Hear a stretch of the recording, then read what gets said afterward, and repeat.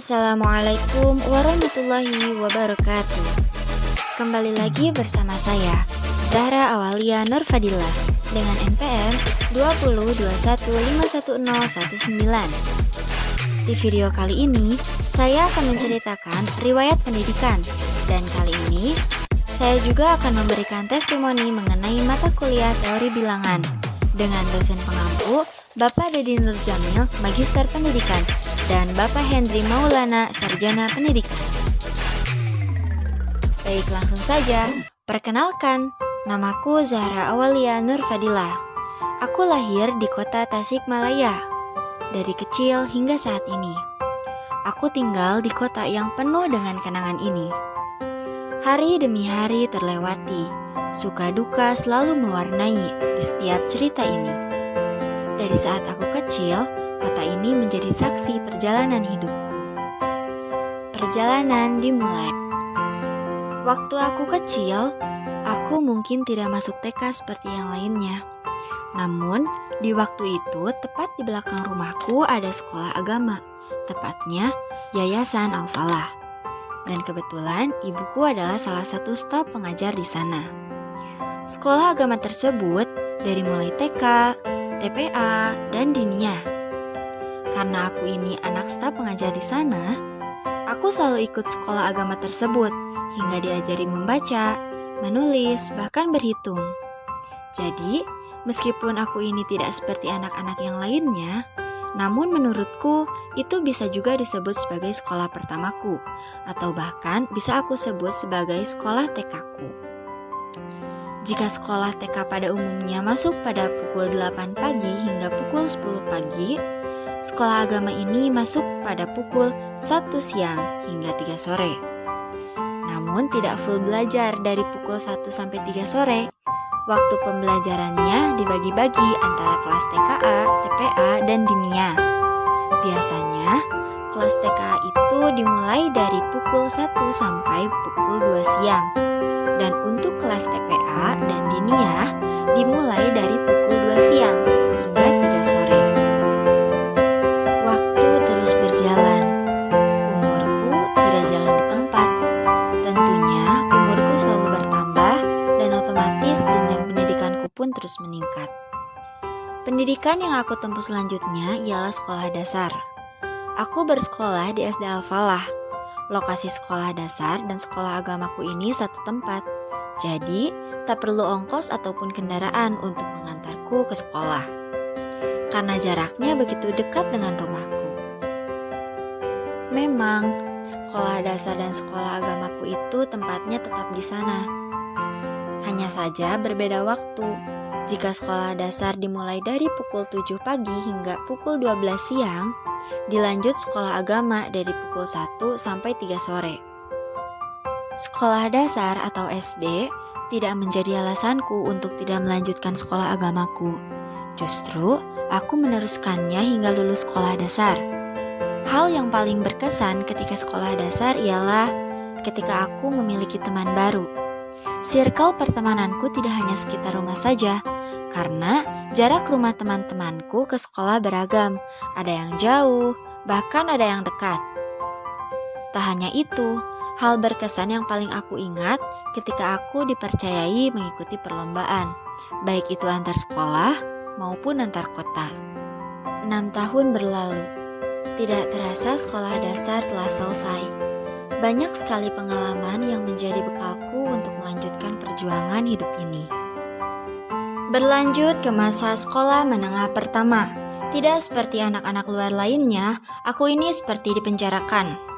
Namun, penjara yang begitu banyak sekali ilmu yang aku petik. Tidak hanya mempelajari ilmu dunia, namun ilmu akhirat tentunya menjadi bekal utama yang aku petik dari tempat itu.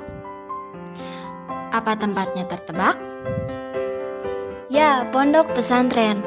Langkah selanjutnya yang aku tempuh ialah mondok di pesantren, tepatnya di pondok pesantren Riyadul Ulum Wad Da'wah. Riyadul Ulum Wad Da'wah ini merupakan boarding school, karena tidak hanya mondok, Riyadul Ulum Wad Da'wah ini memiliki lembaga formal seperti sekolah menengah pertama atau SMP, sekolah menengah atas atau SMA, dan sekolah tinggi. yang mampu bersaing dengan lembaga yang lain dan mempunyai keunggulan tersendiri, yaitu pesantren modern yang menggunakan dua bahasa dalam berkomunikasi sehari-hari, yaitu bahasa Arab dan bahasa Inggris.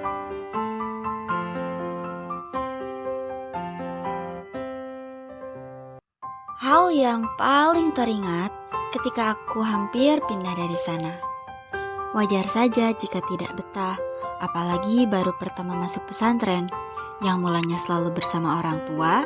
Ketika menginjak masa remaja harus kuat, mulai mandiri, dan tentunya jauh dari keluarga. Namun, Tuhan berkehendak lain. Tuhan terlalu sayang, hingga akhirnya aku memutuskan untuk tidak pindah dari pesantren itu. Ya, karena mulai tertantang dan terus mencoba. Karena aku yakin, jika orang lain bisa, mengapa aku tidak bisa? Tentunya aku pun pasti bisa. Jika aku benar-benar memiliki niat dan tekad yang kuat. Dan benar saja, 3 tahun berlalu, berlanjut ke masa SMA, sekolah menengah atas. Sempat ingin menjadi salah satu anggota SMA negeri lain, seperti SMA Negeri 1, SMA Negeri 2, SMA Negeri 3, dan SMA negeri yang lainnya. Namun sayang, jika aku harus melepas status mondokku ini. Karena sebetulnya, aku ini belum benar-benar lulus. Eits, jangan dulu berpikiran aku tidak lulus SMP ya. Maksudnya, ya bisa dikatakan belum benar-benar menjadi alumni pesantren Riyadul Ulum wa Dakwah. Karena sejatinya, hal yang paling berkesan akan dimulai ketika menginjak masa SMA.